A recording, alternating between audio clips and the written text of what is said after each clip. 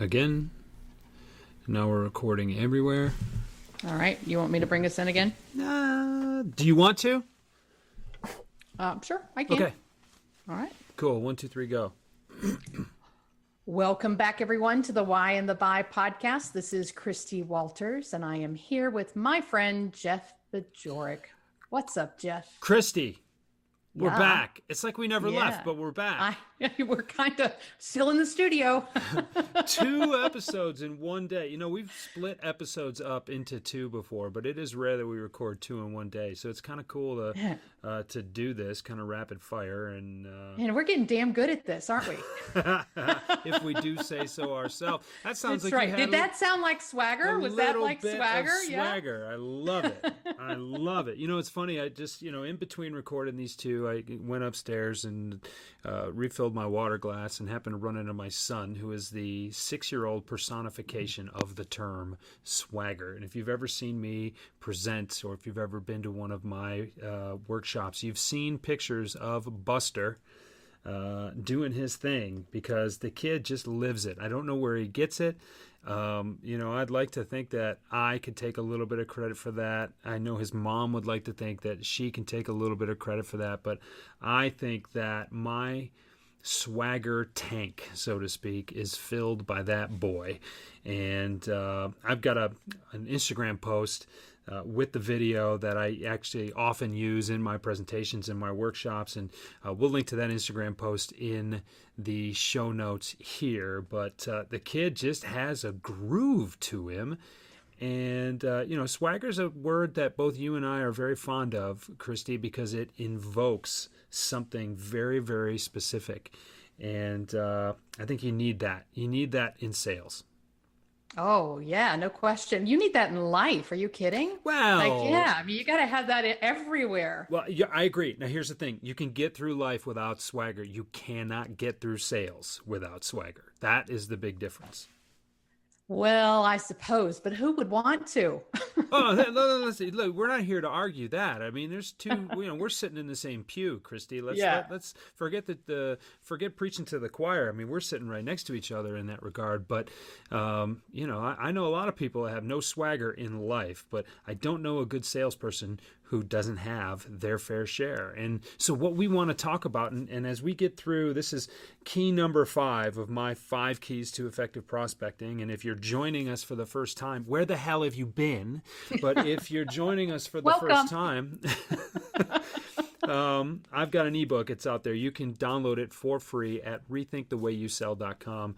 One of the bonus materials that comes along with the book is just a handy little guide. It's almost a pocket guide that I call the 5 keys to effective prospecting, and it is based on the material that's in the book. Those 5 keys are: know what you bring to the table, know who you need to be talking to. You need to be able to create tension if you are going to create sales. You need to be the expert. And last and certainly not least, definitely among the top, really, is keep your swagger.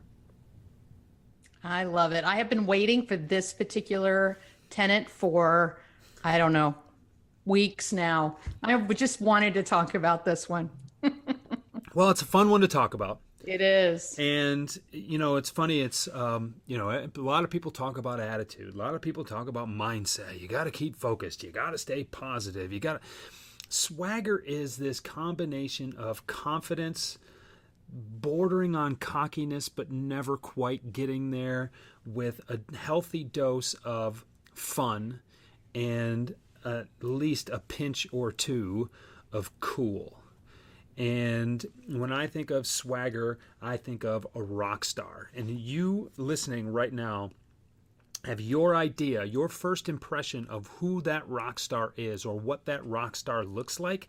That person has swagger. And that's the cool thing, right? The word means something to everybody, but it rarely means the same thing to 2 different people. And, but you know it when you see it. No question. And I love the first bullet point that you have underneath this title too. And that is, believe that your customers are better off for doing business with you. And one of my favorite thought leaders is Zig Ziglar. Zig's no longer with us, but that doesn't mean I have to stop listening. And Zig said that if you have a product or service that you believe will help people, you have a moral obligation to sell that. And I just went through in a class with a group of people who were not natural salespeople. They were natural helpers and coaches, and really struggling with this idea of, okay, how do I have the conversation about money with a client that I want to work with? And I'm like, well, how do you not? Because if you believe that the service that you offer, your coaching, is of value, you're obligated. You are morally bound to tell the world what you have to offer. And, the morally bound thing is, that's a heavy concept. Yeah. I think that should help make the idea of belief a little more ingrained in people. When you think about that heavy, wow, I'm morally obligated. Okay. Yeah. Well, if you're morally obligated, then that should give you a sense of purpose. And when you have that sense of purpose that goes along with that belief, you cannot be stopped, right? Mm-hmm. And the thing is, and it's I shake my head sometimes, because there are a lot of people out there, and you'll see the meme out there. It'll say that when the prospect says no, it only means not yet. And okay, we got to be careful with that, because sometimes you're just blind to the fact that what you have isn't for that person, right? This gets back to, know what you bring to the table and know who you should be talking to. And if those two first boxes aren't checked off, then no will continue to mean no until restraining orders are filed, okay? That is a different kind of situation. But, here's the thing. We know that the sales game is hard. We know that 2 times out of 3, you are going to fail. And that is when you're at the top of your game, right? Look at the batting champion in the major leagues, right? Whether it's the American League or the National League, the batting champion is going to hit probably 330 to 360. That is roughly 1/3 of the time they're going to succeed. And they're the best in the world at what they do, right? Sales is very much the same. That means that you are going to get beaten down way more than you're put up. And sometimes we need to keep in mind that if we swing and miss sometimes, that it's not the end of the world. But we can guarantee that if we get hung up on the swings and misses, it's going to be really hard to hit the next pitch. And keeping that belief system about you and understanding, knowing at your core that what you have is going to make your customer better off. That when you can go back to step 4 here and being the expert and showing them what becomes possible by working with you, it is then their decision to either see it or not. But when you've done everything you can to approach them with that possibility, with the solutions, with the outcomes, when you can show them everything, and if they don't go the way you want them to, if that deal doesn't progress, if they don't sign on the line that is dotted, so to speak, well, then that's on them. And so when I look at my bullet points, it's, believe that your customers are better off for having done business with you. Believe that you're the best in the world at what you do, and understanding that it's the prospect's decision ultimately to move forward or not. Now, all of a sudden, you can stay right where you're at, riding high, ready to help the next person, even if that last person told you no. Because this game is tough. And to accept too much responsibility and to beat yourself up for not coming up with the wins on a regular basis, it's really hard to stay successful. Yeah, you have to get rid of that blanket of, oh my God, what's going to happen if I get rejected, right? Because that'll kill your game in a heartbeat. But two things, and I want to comment on the quote that you had, no means not yet. I actually do like that quote, right? When it's used the right way. Well, hang on. So two elements to that. One is that just because no means not yet, it doesn't mean that you have been absolved of doing your homework in the first place to make sure that your product is the right fit for the individual product or service for the individual or company that you're working with. And the second element of that is no from a client that works or from a prospect that works at a particular company today and switches jobs 2 years from now, but because you've kept up that relationship and you've done the right things by connecting and you didn't look or act like you were hurt personally by the fact that they didn't engage with you, may now be the right kind of client for you. Oh, so it's no disagreement here. Yeah, so you get a whole host of possibilities when you don't tie everything to a simple yes or no, because it's never, ever that simple. Well, and what's really interesting too is I can think of some people that I've received some prospecting outreach from, and there are some people who fall into the, no, it's not a good fit right now, but now you're on my radar and I appreciate that and I won't forget you. And I know some other people. And I'll remember somebody when somebody says, hey, I'm looking for X. Yeah. And there are some people where it's like, dude, you just don't get it. I don't know how to block you from emailing me just yet because, I'm not totally writing you off right now, but let's just say your first several attempts have not been fruitful and won't be. And no means no, because I, one, don't like what you're offering me. Two, I don't like the way you're offering it. And, three, your overall approach to it is just not what I want to see. Yeah, and, so you throw up the wall. Yeah.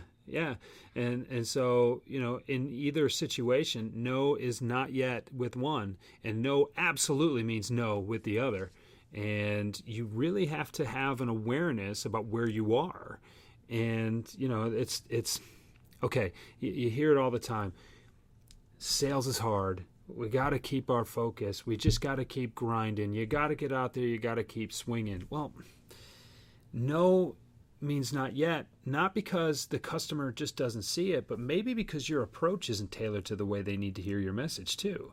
There is a certain amount of personal responsibility that you need to take from no. And I'm not saying ignore it, but what I mean is if you say that if you're out there trying your best to communicate value and you're taking a slightly different approach every time, and every interaction, whether it's yes or no, teaches you something about the way you're approaching this with that prospect, there's always a lot of learning that's going on.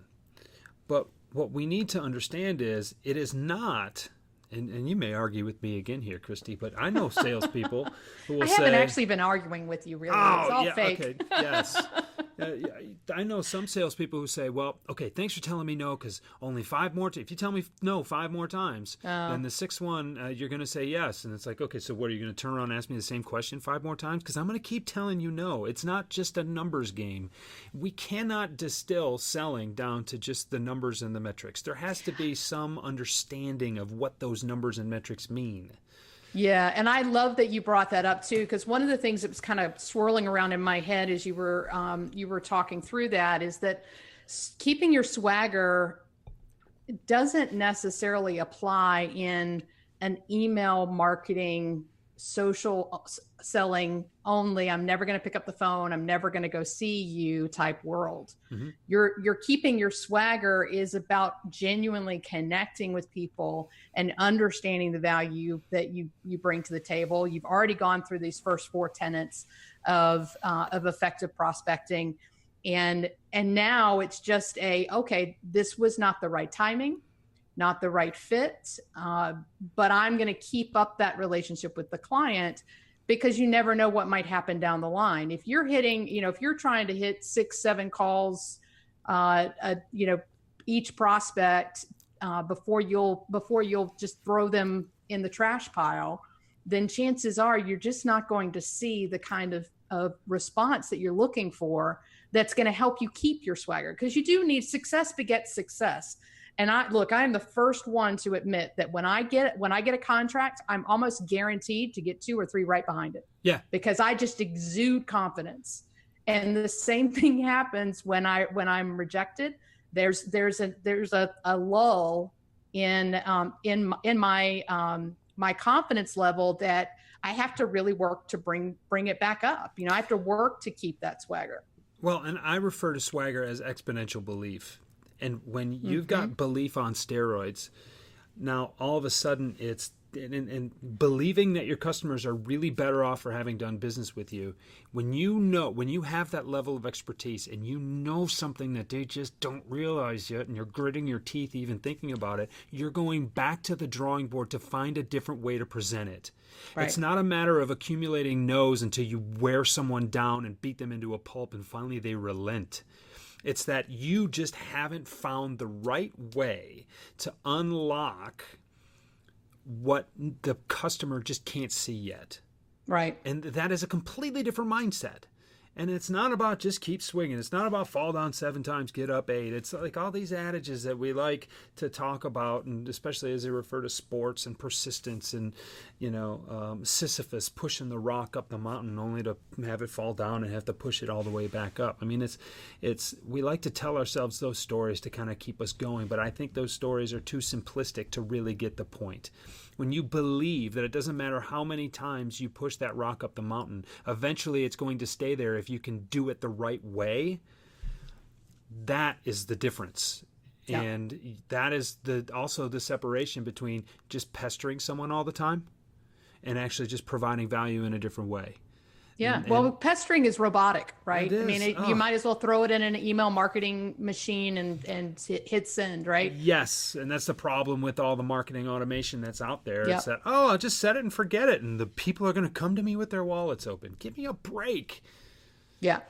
And I want to be careful too. It's not that, and I know we're going to dive in. We're probably going to spend an entire month on social selling in this next year. But, I don't believe that any one way is the right way. No. I don't think that you can't just rely on email marketing. You can't just rely on social selling or social media selling. And you can't just rely on picking up the phone and cold calling, right? You have to have a multi-layered approach to any prospecting plan. At the end of the day, though, the individual that sits in front of that customer, that salesperson, is the one that's going to close the deal. And if you walk in with your tail tucked between your legs and your ears bared back, they're going to feel that. One of the problems with carrying a hammer around is that a lot of things start looking like nails.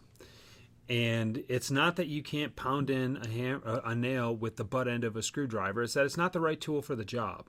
But when we start pretending that this latest cool tool is the thing that is going to solve all of our problems, you start trying to use hammers to screw in Phillips head screws. It just doesn't work.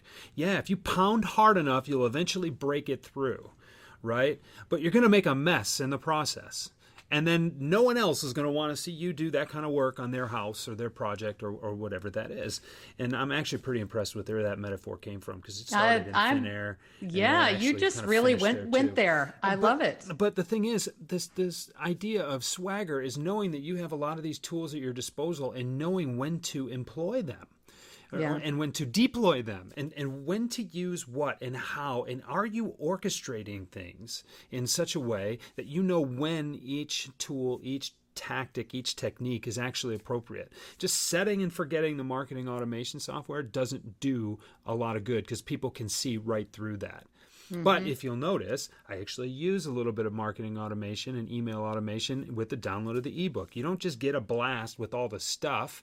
You download the ebook. 3 days later, you get bonus material number 1. 3 days later, you get bonus material number 2. 3 days later, you get bonus material number 3. I tell you ahead of time you're going to get something every couple of days. And then when I'm done, I tell you I'm done. It makes sense. And now I don't have to worry about sending out hundreds of emails every day to everybody who, who gets this one and how do I keep track of that? No, I've got a computer for that. That makes sense. But just saying, hey, you opted in. I saw that you looked at my website. Now you're going to get 10 emails from me over the next 15 days that aren't tailored to you, don't really reflect any knowledge of what you're coming to my website for at all. I see a ton of that stuff.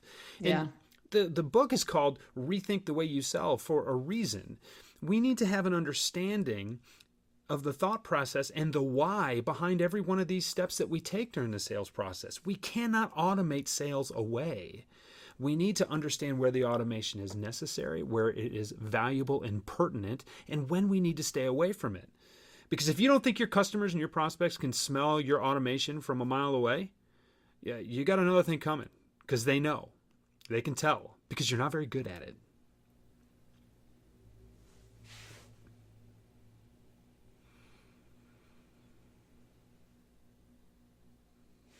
Is not the only thing. So if you don't keep your swagger. All right, Christie, I lost you.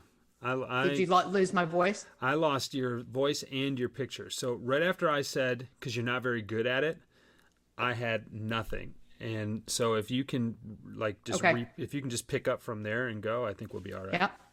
Yep. What I love about what you just said is that it is a tool. Marketing automation is a tool. It is something in your kit that you can use when it's appropriate and when it actually fits the situation.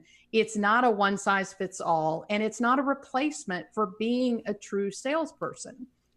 And, right. Those are, again, we'll spend an entire month on social selling next year. Yeah. But I think it's incredibly powerful to remember that if you're starting to look robotic to your customer, then they're starting to turn you off. Yeah. And that includes the, hey, just checking in voicemails. And look, I've been guilty of them myself. Yep.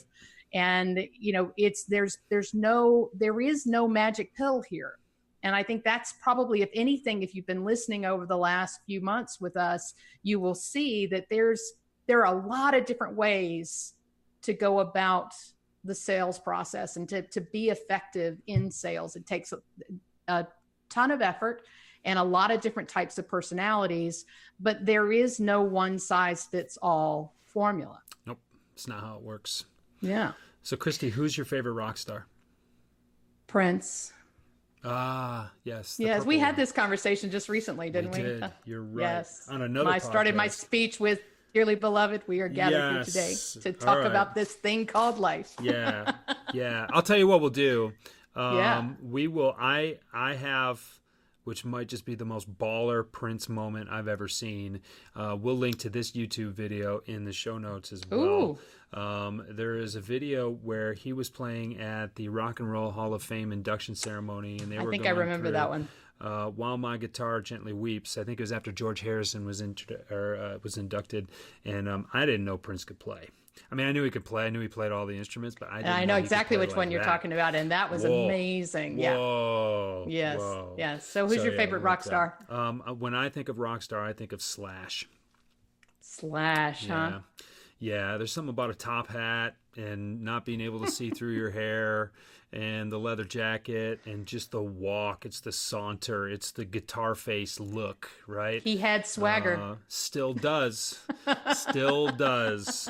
And the guy, it's funny. I mean, if you think back, and the first time I ever heard Slash was "Welcome to the Jungle" back in the day, and I still get goosebumps when I hear the first, the first riffs to that song. But even through after Guns N' Roses and through his solo career, his playing continues to get more and more dynamic. That's the thing that people forget is guitar is one of those things that you can continue to get better at even when you've been playing for 50 years. So listen to him now and the how dynamic his playing is and how layered and nuanced it's become over the years too. That's just swagger at a different level. It's not so much over the top. And that's one of the things that's why I use him as this example is he's not so much of an over the top kind of guy. He's not real loud. He's very soft spoken. Dude actually has a pacemaker, right? So he's got to kind of control that. There's some congenital defect in his heart or something that I don't know the whole story, but like 20 years ago, he had to have a pacemaker installed. So, he can't get too animated. And so there's kind of this smoldering kind of burn to his coolness that I just love.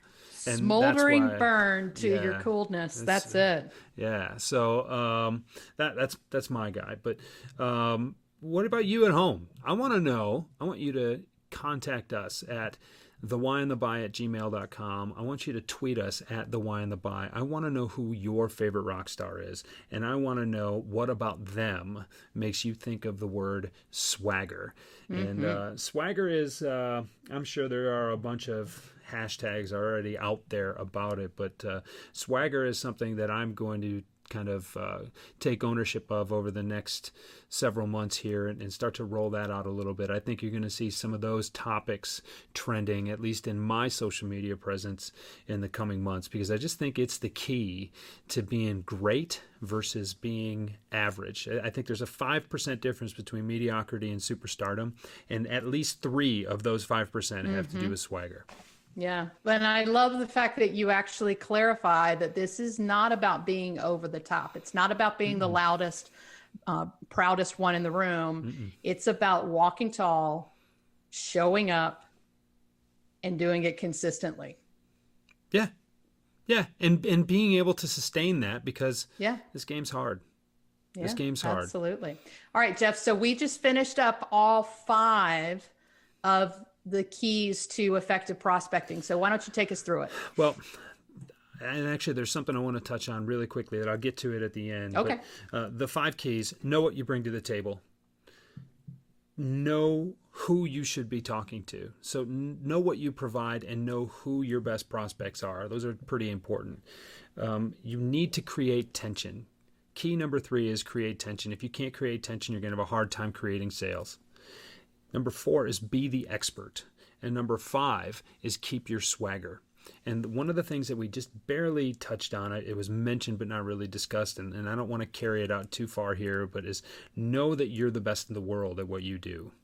And that actually gets into another one of the bonus materials from the ebook. Download it at rethinkthewayyouSell.com and it'll come right to your inbox. But it's this idea that you're the best at what you do. Ownership of your process, the way you do things, your personal touch. You can be listening to this podcast in a bullpen at your job right now, and you can look to the left of you, look to the right to you, okay? And those people are doing the same thing you're doing it, but you know what? You do it the way you do it. They do it the way they do it. And a key element of swagger, can't do it without this, is knowing that what you bring to the table makes a difference. And I believe that you should tell yourself every day that you're the best in the world at what you do, and the scary part is that you're only half as good as you're going to be. And if you can say that to yourself over and over and over again, you're going to start to believe it. And when you start to believe it, you start to act a lot more like Slash and a lot less like Axl Rose, if we're being serious. Okay, any apologies if that's anybody's favorite rock star, but that guy kind of tore the band apart, and, you know, Slash is Slash. So... Excellent. I love it. Thank you so much, Jeff, for letting us get a peek into your ebook, which I know has been a journey for you over the last year or two. And I hope everyone will go out to Rethink the Way You Sell. We'll certainly put links to it in the show notes. And Jeff, when you understand your whys, your hows and your whats get a whole lot better. Yeah, they do. All right. Thank you. Thank you for joining us, everyone. And with that, we are out. See you next week. See ya.